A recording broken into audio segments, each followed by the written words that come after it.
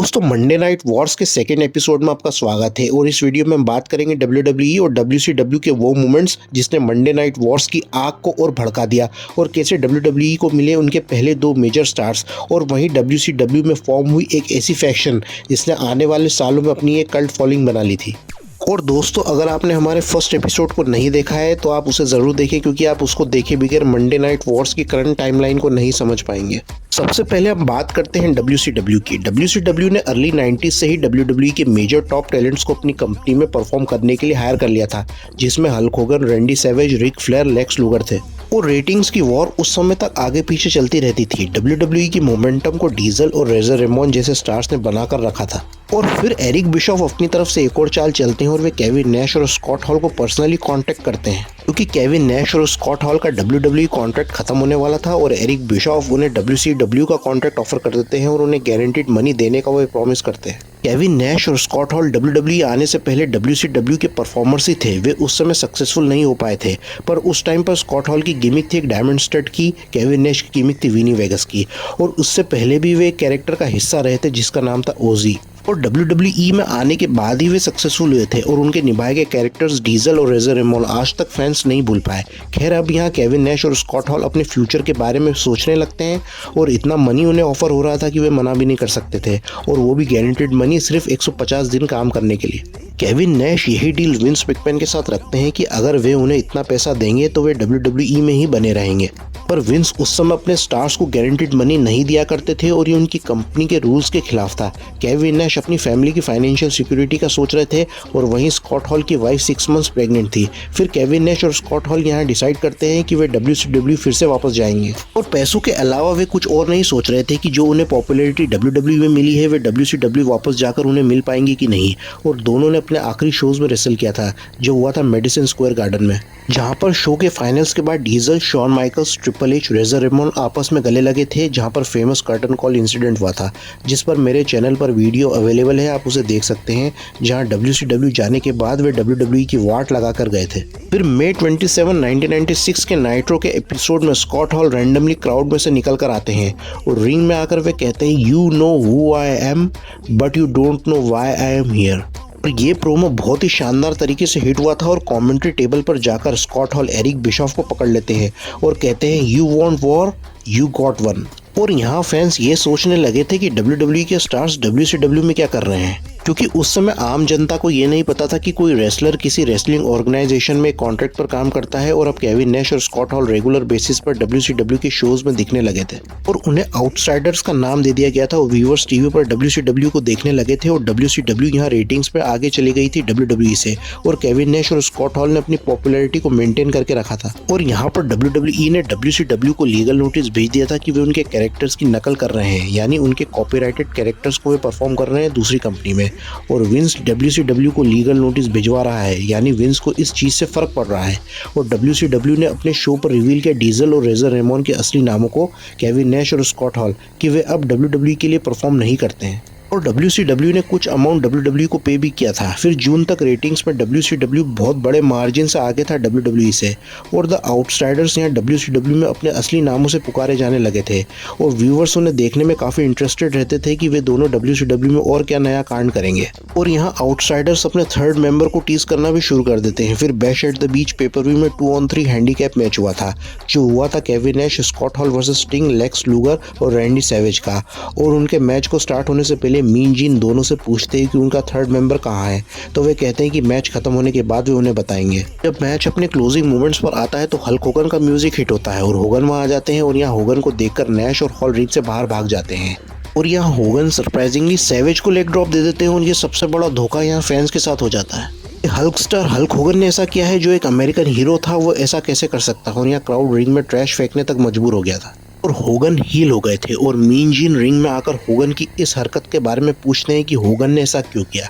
तो होगन कहते हैं कि I will tell you what I am doing but first you ask this people to shut the hell up. WCW यहाँ पर फिर से एक मास्टर स्ट्रोक खेल गया था और इसे देखकर एक फैन भी रिंग में घुसने की कोशिश करता है और होगन यहाँ अपने आप को आउटसाइडर्स का थर्ड मेंबर बताते हैं और न्यू वर्ल्ड ऑर्डर का वे ऐलान कर देते हैं जो WCW को पूरी तरह से बदल देगा। होगन का हील होना इसलिए भी जरूरी था क्योंकि होगन के बेबी फेस कैरेक्टर से क्राउड ऊब सा गया था और होगन को भी अपने करियर में ऐसा टर्न चाहिए था कि फिर से वे ट्रेंड में बने रहे।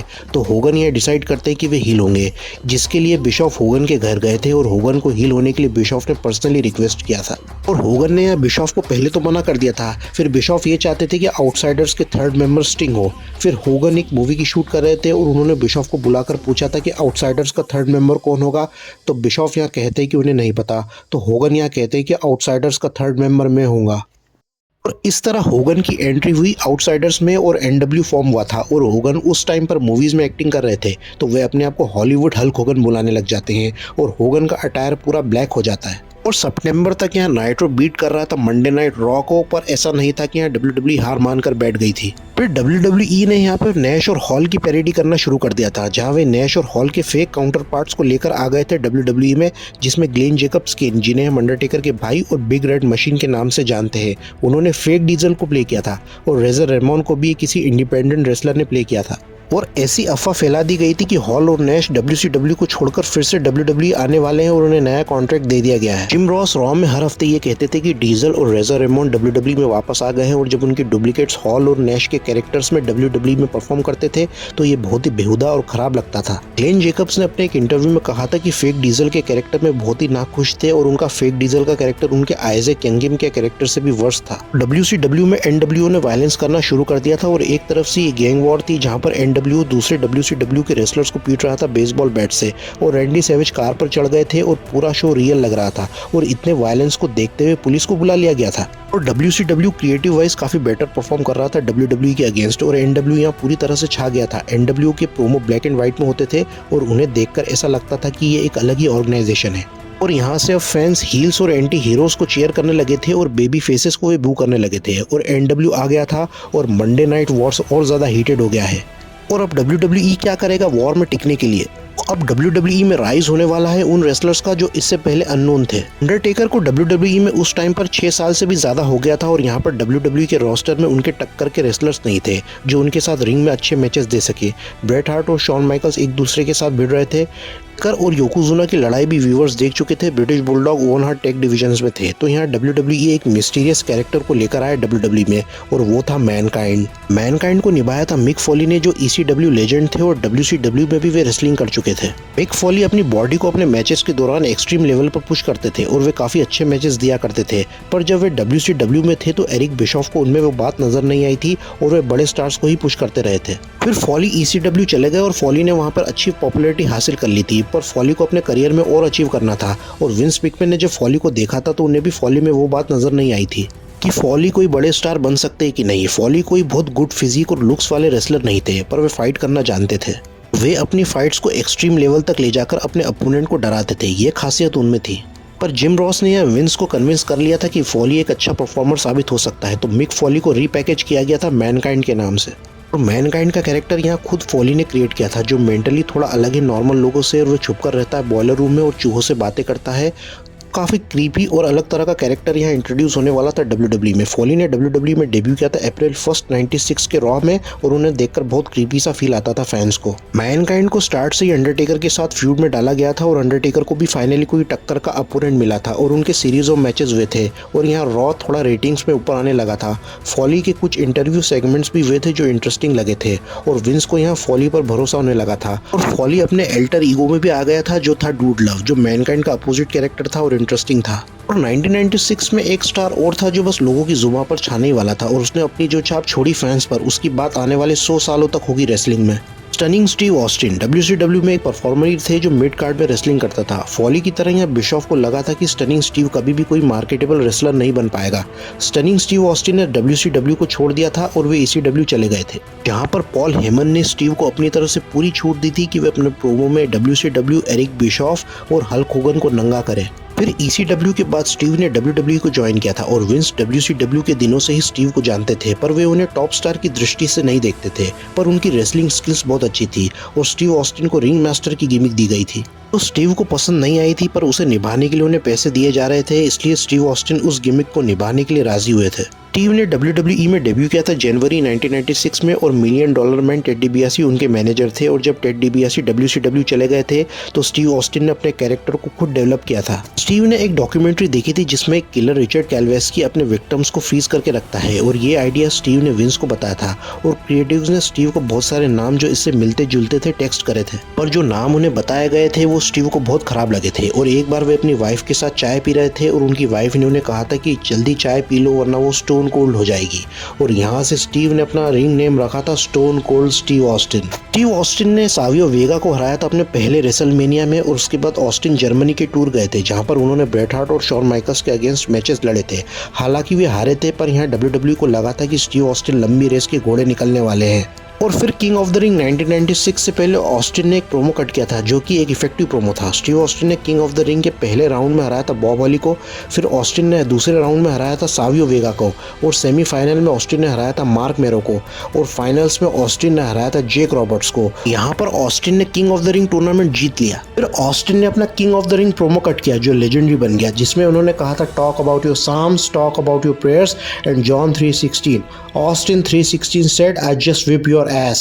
ये एक नेचुरल प्रोमो था जो स्क्रिप्टेड नहीं था और ये एक इंस्टेंट हिट हुआ था। उस टाइम पर ब्रायन पिलमैन को भी WWE ने साइन किया था। ऑस्टिन और पिलमैन टैग टीम पार्टनर्स थे WCW में, जहां पर उनकी टीम का नाम था हॉलीवुड ब्लॉन्ड्स। तो वे फिर से साथ पे दिखने लगे थे और ऑस्टिन ने यहाँ सीधे ब्रेट हार्ट को चैलेंज कर दिया था। और स्टीव ऑस्टिन एक ट्रैश टॉकर, सीधी बात करने वाले हील थे और क्राउड ऑस्टिन को चीयर भी करने लगा था। फिर अक्टूबर 27 रॉ के एपिसोड में ऑस्टिन ने पिलमैन के एंकल को इंजर्ड कर दिया था। फिर उनके बीच में एक सेगमेंट हुआ था जिसमें जो हुआ इससे पहले कभी भी WWE में नहीं हुआ था। ऑस्टिन पिलमैन के घर में घुस गए थे और पिलमैन ने यहाँ अपनी सेफ्टी के लिए गन रख ली थी, और जब ऑस्टिन पिलमैन के घर में घुस जाते हैं तो पिलमैन ऑस्टिन पर गन पॉइंट कर देते हैं। तब अचानक से कमर्शियल आ जाता है। ये सेगमेंट काफ़ी कंट्रोवर्शियल हुआ था और रेयरली ही WWE की प्रोग्रामिंग में किसी ने कोई वेपन यूज़ किया हो, और काफ़ी हेवी वायलेंस को WWE ने अपने प्रोग्राम में दिखाया था। USA नेटवर्क यहाँ WWE से खुश नहीं हुआ था और एग्जीक्यूटिव्स ने WWE को टेलीविज़न पर दिखाने से रोकने की कोशिश की थी, और पेरेंट्स तक ने कंप्लेंट फाइल कर दी थी WWE के अगेंस्ट। पर एक चमत्कार यहाँ ये हुआ था कि WWE की रेटिंग्स हाई हो गए थे, जिसकी वजह से USA नेटवर्क ने WWE को अलाउ करा अपने शो को कंटिन्यू रखने का। दोस्तों, यहाँ तक दोनों कंपनीज अपने अपने शोज में एक नए ट्रेंड को लेकर आई और NWO ने WCW को रेटिंग्स वॉर में बहुत ऊपर तक लाकर खड़ा कर दिया था, और यहाँ से अब विलेंस और एंटी हीरोज को क्राउड देखना चाह रहा था। और WWE भी यहाँ पर अपने दो नए सुपरस्टार्स को इन्वेंट कर चुका था, मैनकाइंड और स्टोन कोल्ड स्टीव ऑस्टिन।